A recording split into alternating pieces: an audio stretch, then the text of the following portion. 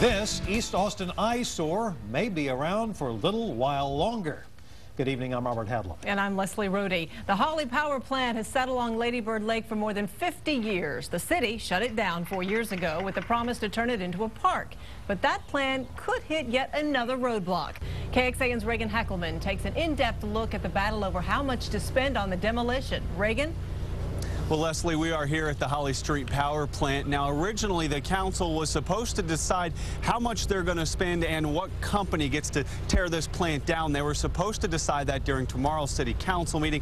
However, we have just learned that that vote has been postponed. Now, the council is worried about TRC Environmental Corporation and how they were able to slash their price in half, especially after city council members started asking questions. It's been years since anyone has sat in this control room inside the Holly Street Power Plant. Down below, the massive turbines sit frozen in time. It's been an eyesore. It's been a continuous distraction to our quality of life for the last 40 years that this plant has been operating in our community. Gavino Fernandez and his family have lived next door to the plant for decades. He thought their fight was done when the city finally closed the plant back in 2007.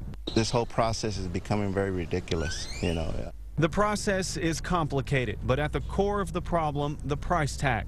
The company picked by city staff to tear the plant down turned in an almost $25 million bid the first time. The second time, just a few months later, and under increased scrutiny, their bid was much lower at $11.5 million.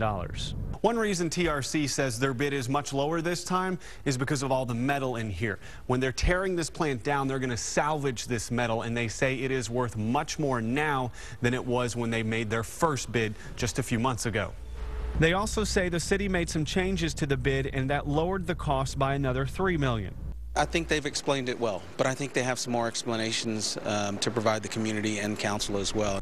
Mayor Pro Tem Mike Martinez says he hopes to get answers to those questions during Thursday's council meeting. If they don't, demolition could get delayed again. It's important that we fulfill our commitments, but it's more important that we do them right, and that's all we're trying to do is get it done the right way. The council basically has two options. They can go ahead and go with the staff recommendation, which is for TRC Environmental Corporation, or they can scrap everything once again and start this process all over again. And that is something that city council members have told me they do not want to do. But once again, they have postponed this bid. They have postponed this decision, I should say, until their May 12th meeting. Reporting live from East Austin, Reagan Heckelman, KXAN Austin News.